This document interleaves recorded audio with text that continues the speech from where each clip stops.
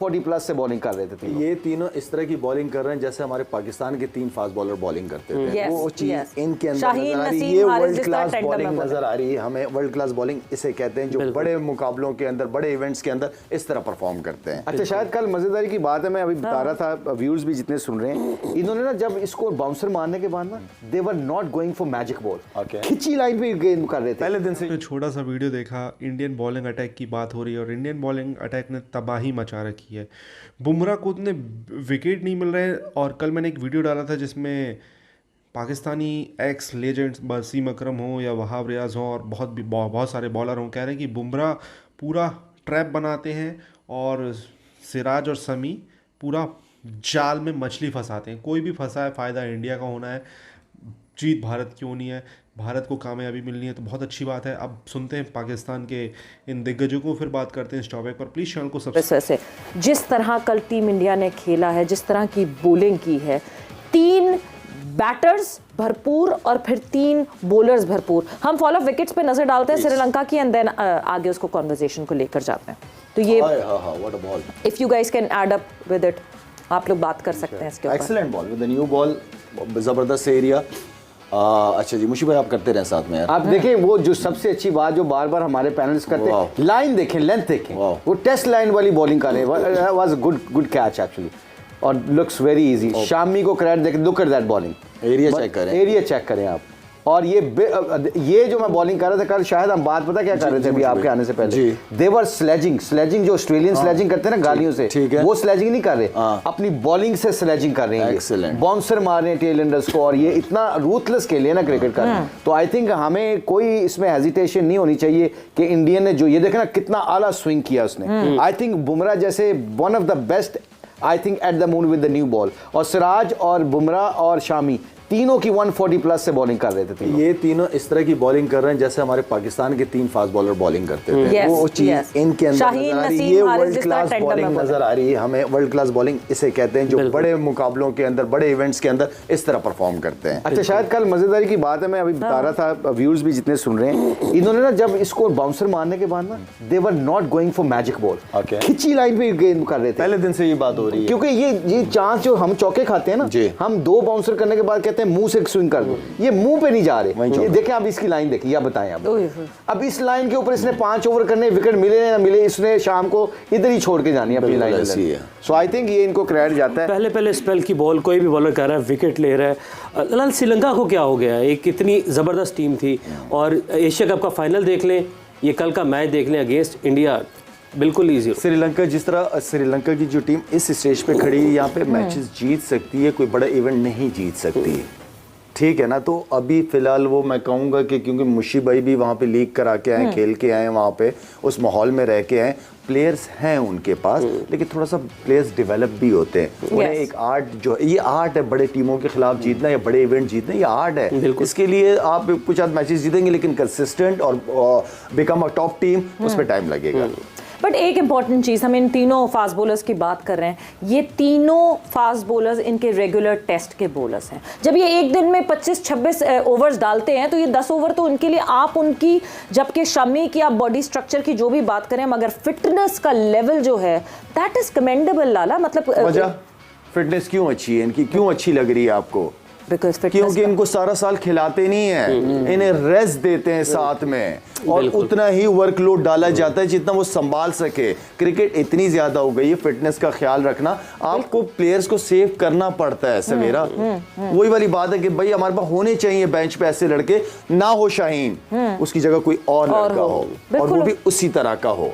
तो इतना टैलेंट तो इस 25-30 करोड़ की आबादी हमारी मुल्क की, इतना टैलेंट तो हम निकाल सकते हैं ना, है हमारे पास नीचे है टैलेंट, लेकिन जाया उसी तरीके से होता है। मसला ये है, प्रॉब्लम नीचे लेवल पे ग्रूमिंग की हम बातें करते रहे, नीचे लेवल पे जब तक ग्रूमिंग नहीं होगी, मेंटली फिजिकली, जब तक ये अंदर वाले बंदे को बड़ा नहीं करेंगे, तो आपको तो लड़ाना, आपको तो बच्चों को लड़ाना सिखा। Just talk about the match that happened yesterday. It was Sri Lanka versus India and the kind of bowling that India is right now doing. आपको लगता है पहली दफा ऐसा है कि इंडिया की इतनी स्ट्रॉन्ग बॉलिंग वर्ल्ड कप में दिख रही है? They were very ruthless. Yeah. Ruthless, कल वो मुझे ना थोड़ा ऑजी टच उनके अंदर आया है, you know, arrogancy. You know, in good ways, not bad ways. वो जो एरोगेंसी था उसको मुझे कहाँ से नजर आई, जो शामी और सिराज ना उनके टेल एंडर्स को बाउंसर मार रहे थे, मतलब वो they were not looking to get them out, they were trying to skate them. और ये हमारे साथ ऑस्ट्रेलियन करते थे 90s में।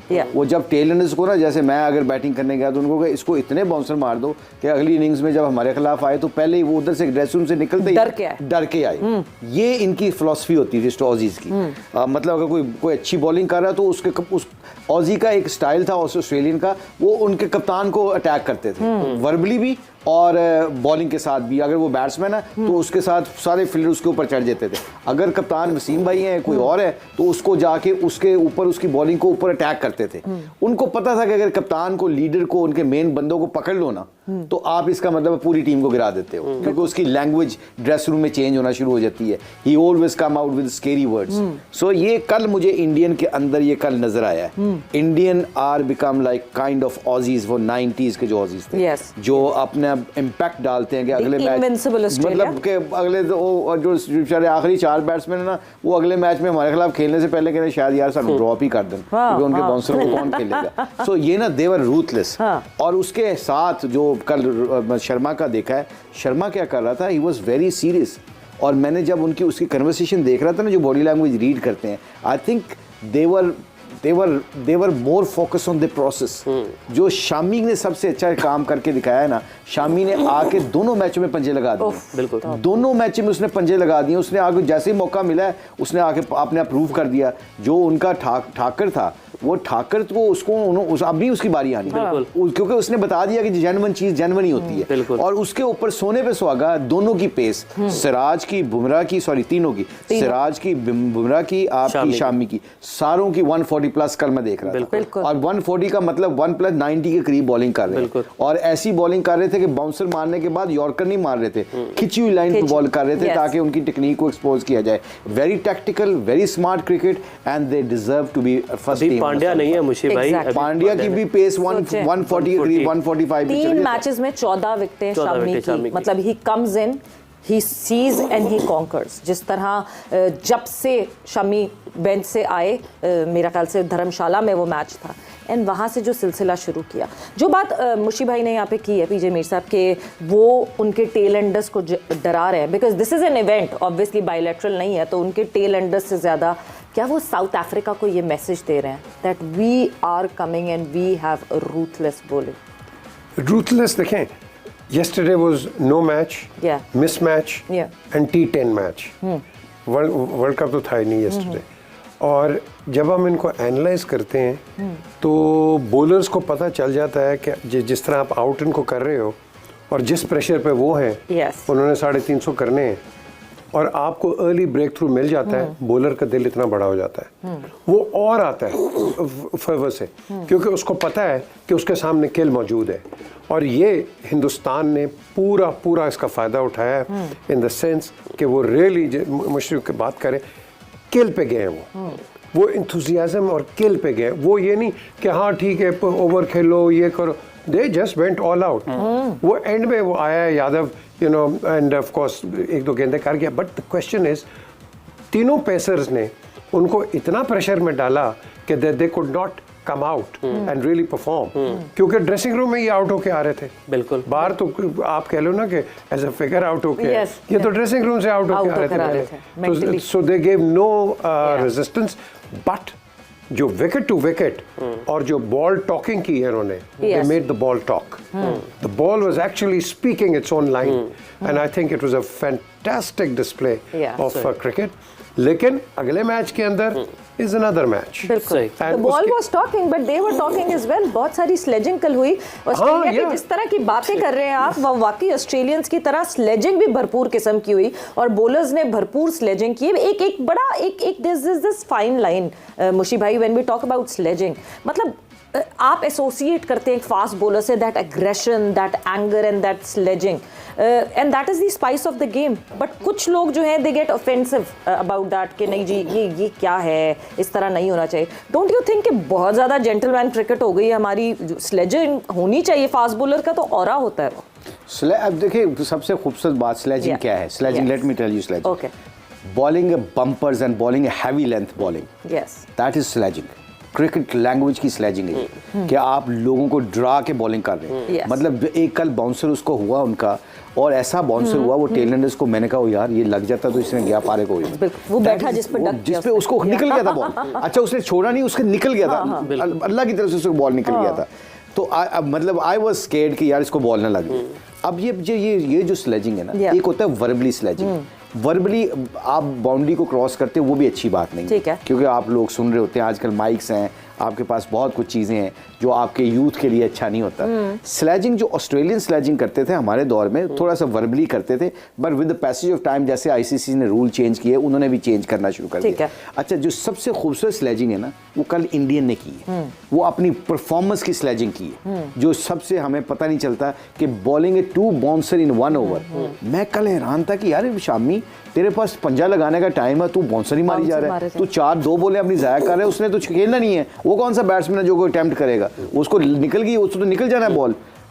उसने क्या किया, बाउंसर मारने के बाद उसने जो अगली लेंथ बॉल की ना, then my cricket brain start working. मैंने कहा यार ये उसको बता रहा है कि मैं तुझे सर पे मारूंगा, पर खिंची हुई लाइन पे बॉल कर रहा है। और उसने क्या किया, 1 ओवर में विकेट नहीं मिली, उधर सिराज ने 4 ओवर कर लिए, ऊपर से मैंने कैप्टनसी स्मार्ट कैप्टनसी देखी। शर्मा ने क्या किया, जैसे ही सिराज ने 3-4 ओवर कर लिए, उसको पता था आने वाले मैच में ये खुदा न खास्ता बहुत एग्रेसिव होकर बॉलिंग कर रहा है, इसको मैं ब्रेक देता हूँ। कुलदीप यादव को लेके आया, शामी का पंजा लगा दिया उसने। ये सारी जो 5-10 मिनट के अंदर जो गेम चली है ना, that shows this people, those guys are very clear what they're doing it, and obviously when you win and the confidence level goes here, no doubt about then you can't beat those kind of people जिनके अंदर talent भी होता है और फिर उनका confidence level भी high ये होता है। इंडिया, पीजे मीर साहब, क्या ये इंडिया अगर अभी जो इंडिया में खेल रही है, जिस तरीके से क्राउड की सपोर्ट मिल रही है, कंडीशंस आपकी अपनी है, क्या ये टीम अभी इंडिया से बाहर किसी और कंडीशन में जाकर खेले फिर भी इसी तरह की परफॉर्मेंस होगी इस टीम की? यार ये बड़ी वेल नेटेड साइड है, इनके बैकअप्स भी वेल नेटेड है, और इन्होंने I think from Asia cup they've learn a lesson, क्योंकि इनके मीडिया ने इनको इतना हाइप दे दिया था। अगर आपको याद है, वो पहले ही हमसे सवाल कर रहे थे, हम तो जीत गए हैं, अब आप बताएं कि खेलेंगे क्या करेंगे, इस तरह की बातें हो रही थी। लेकिन जब पाकिस्तान जीत गया, I am glad the Indians didn't put that much pressure on the Indian team, क्योंकि इंडिया पे सबसे ज़्यादा प्रेशर होता है, इनके फैंस बहुत हैं, इनका क्राउड बहुत बड़ा है, तो इन पे जब प्रेशर आता है तो ये भी हमारे जैसे इंसान है, तो ये इन पे जब आता है तो ये नहीं, वो फॉल्टर कर जाते हैं। अब वो चीज़ नहीं है, ये लड़के खेल रहे हैं, और इंडिया का मीडिया भी थोड़ा सा सेंसिबल हो गया कि इतनी हाइप नहीं कि हमारे पास कोई फ्रेंचाइज तो नहीं, हमने सारे मैचेस जीतने। So now they are playing cricket, now they are not playing to the media, they are not playing to the stalls and not playing to the audience, so they are playing cricket. And being cricket, I think Rohit का एक अच्छा एक role है, धोनी ने इसको बिल्कुल शुरू किया, Virat perhaps didn't do as much because perhaps इसको अपनी बैटिंग इफेक्ट हुई, लेकिन अब ये एक अच्छा आउटफिट है। To your question, I think they will go out and give a fantastic performance. They are fighters. You got to give them that. They are fighters, and that is what makes a team. लेकिन एक बड़ी interesting मुझे एक story याद आती है कि यहाँ तो बॉलर्स यूजुअली फास्ट बॉलर्स करते हैं ना स्लेजिंग। हमारा एक बैट्समैन था जी, वो इस तरह अगले को वो पागल कर देता था कि बैटिंग कर रहे हैं, रूम नंबर बताओ। तो ये उनका वो किस्सा भी है जिसपे वो हर थोड़ी बात जब बॉलर बॉलिंग करके आते थे तो वो कहते थे भाऊ भाऊ, कहते थे वो टांग पकड़ के ही खड़ा हुआ है तो मैं क्या करूं। तो ये अगले को आप उसकी कंसंट्रेशन को खराब कर दिया। या सॉरी, ये स्लेजिंग या मैंने भी स्लेजिंग की थी वेस्ट इंडीज के खिलाफ। आपने भी की थी? स्टेडियम, हाँ जी। मैं 12th में था, और जितने भी हमारे पाकिस्तान के बड़े बड़े बैट्समैन थे और बड़े बड़े सीनियर प्लेयर थे, माल्कम मार्शल बैटिंग कर रहा था और उनके साथ थे और कोई batsman. Malcolm Marshall, if you guys remember, he was the fastest, बहुत तेज बॉलर होता था, उसका बाउंसर भी बड़ा खतरनाक होता था। अब सारे कह रहे हैं कि आउट नहीं हो रहा था, तो सारे कह रहे हैं कि इसको ना तंग करो, और बड़ी जल्दी फ्रस्ट्रेटेड भी हो जाता था। तो मैं 12th में फील्डिंग करने आया, तो मैं नाम नहीं बताऊंगा, 4-5 सीनियर प्लेयर ने कहा तुम्हारा रोल पता है क्या है, कि इसको ना अब्यूज़ करना, इसको स्लेजिंग करना। तो मैंने कहा मैं क्यों, मैं सोचा दिल में, मैं तो बैठा है 12th में ना, तो मैं सिली पे फील्डिंग कर रहा था, सिली मिड ऑफ पे, और मैं उसको उल्टा सीधा कहने लगा, जो भी स्लेजिंग उस वक्त मैंने सीखी थी, नहीं तो मैंने उसको कहना शुरू कर दिया, करता रहा। वो मेरी तरफ देखे हंसता रहा, कुछ नहीं कहा उसने मुझे, उसको पता है 12th मैन है। और बाकी जो थे ना लड़के जो सीनियर थे, जो स्लिप में खड़े हैं, जो इधर उधर खड़े हैं, वो उर्दू में कहते शाबाश, कहता रहे, कहते रहो शाबाश, ये खुद ही तांगा आके मारेगा। अब मुझे नहीं पता ये सीन पीछे क्या, मुझे बाद में पता चला जब मैं थोड़ा एक्सपीरियंस हुआ, ये इसलिए नहीं कह रहे थे कि इनको पता था कि अगर हमने स्लेजिंग की तो उसने बॉलिंग के साथ स्लेजिंग कर देनी है। फिर हुआ क्या, फैसलाबाद में टेस्ट मैच में खेल गया, अब खेल गया तो उसमें पूरी तेज बॉलिंग कर रहा था और 4 विकेटें ले चुका था। मैं 9वें 10वें नंबर पे बैटिंग करने जा रहा हूं और मैंने बल्ला पकड़ा है, हेलमेट पकड़ा हुआ, और जो फैसलाबाद के ड्रेसिंग रूम की तरफ से वो पवेलियन की तरफ से बॉल कर रहा था। अब वो अपने मार्क पे खड़ा है, इधर से मैं अपना बैटिंग करने जा रहा हूं और मैं मैल्कम मार्शल इस तरह ना खड़े होकर ना मेरी तरफ देख रहा है। उसको याद था कि मैंने पिछले टेस्ट मैच में मैंने अब्यूज किया हुआ और मैं ना उसको तरह ना पहले तो मैंने नीचे गर्दन की हुई है, मैं चल रहा हूँ ऐसे करके चल रहा हूँ। और फिर उसके बाद क्या हुआ, उसके बाद जैसे मेरी आंखों में पड़ी, मैं हंस पड़ा उसकी तरफ देख के। वो उसका आगे से ना हंस के ना, हंसा नहीं, पहले मुझे इस तरह देख के कहता बहुत बोल रहे थे ना ऐसे करना, ऐसे मैं कहा जस्ट जोकिंग मैन। यही मैं कहती हूँ ना, कभी कभार जो है स्पाइस ऑफ द गेम ये बन जाता है। और यस, स्लेजिंग जब तक एक फाइन लाइन है जहाँ पे आप वो कुछ हीट ऑफ द मोमेंट में कुछ चीजें हो जाए, मगर यस बहुत ज्यादा लाइन। आपने देखा पाकिस्तान के शाहिद अफरीदी बोल रहे हैं कि ऐसी कुछ बॉलिंग हमारे पाकिस्तानी बॉलर करते थे। मुझे नहीं पता कि उन्होंने रेफरेंस शायद वकार, वसीम और शोएब का दिया है या करंट शाहीन हारिस और नसीम शाह का दिया है, बट शाहीन हारिस या हैरिस जो भी बोल रहे हैं, नसीम, इनसे तो बहुत आगे हैं बॉलर। और बुमराह कुछ मायने में वसीम अकरम से भी आगे हैं, कुछ रिकॉर्ड में भी। जैसे कि वसीम अकरम ने अभी तक साउथ अफ्रीका हो, इंग्लैंड हो, ऑस्ट्रेलिया हो, तीनों जगह 5 विकेट का हॉल, 5 विकेट का मतलब एक जो बेंचमार्क है 3 कंट्री में टेस्ट मैचेस में नहीं लिया है, बुमराह वो कर चुके हैं। आप समझ रहे हो, ये बहुत बड़ी बात है। तो अब मैं ये नहीं कह रहा कि बुमराह वसीम अकरम से बड़े बॉलर हैं, कंपेयर आप नहीं कर सकते, बट जैसे बोला जाता है कि सचिन तेंदुलकर विराट कोहली से बड़े बैट्समैन हैं क्योंकि उन्होंने दुनिया के सबसे बड़े बॉलर फेस किए और सबसे कठिन टाइम, जिस टाइम पे वनडे मैच में एक बॉल यूज़ होता था उस टाइम पे उन्होंने रन बनाए, जिस टाइम पे स्लाइवा और कैमरा उतने ज़्यादा नहीं थे तो बॉलर्स क्या करते थे, बहुत ज़्यादा बॉल्स को इस तरीके से डिस्ट्रॉय, मतलब उसमें इस तरीके से वो सेट कर लेते, बॉल बना लेते थे कि वो रिवर्स स्विंग होता था। और सीरियसली तो फिर ये बात बुमराह पे अप्लाई होनी चाहिए। बुमराह के ज़माने में बॉल भी 2 होती हैं, रिवर्स स्विंग नहीं है, कैमरा ज़्यादा है तो आप इतना ज़्यादा बॉल को बना नहीं सकते हो। तो वसीम अकरम हो या दूसरे बॉलर हो, इन्होंने उस टाइम का ये फ़ायदा उठाया, तो उनको ये एडवांटेज था, बुमराह को ये डिसएडवांटेज है। ये मैं बात कर रहा हूँ एज अ बैट्समैन, अगर उस टाइम पे डिफ़िकल्ट था रन बनाना, तो एज अ बॉलर इस टाइम पे डिफ़िकल्ट है विकेट लेना। आप समझें, दोनों ही इनवर्सली प्रोपोर्शनल चीज़ें हैं। तो इस तरीके से फिर बुमराह वसीम अकरम दोनों अगर एक टाइम पे ही अभी खेलते तो फिर वसीम अकरम उस तरीके से शायद उनको रिवर्स स्विंग ना मिलता, क्योंकि बॉल उतना पुराना होता ही नहीं है। उस टाइम पे वनडे मैच केवल 1 बॉल से होता था, मतलब दोनों एंड से एक ही बॉल इस्तेमाल होती थी। इस टाइम पे वनडे मैच 2 बॉल से होता, मतलब एक एंड से 25 ओवर, दूसरा एंड से 25 ओवर दूसरी बॉल के।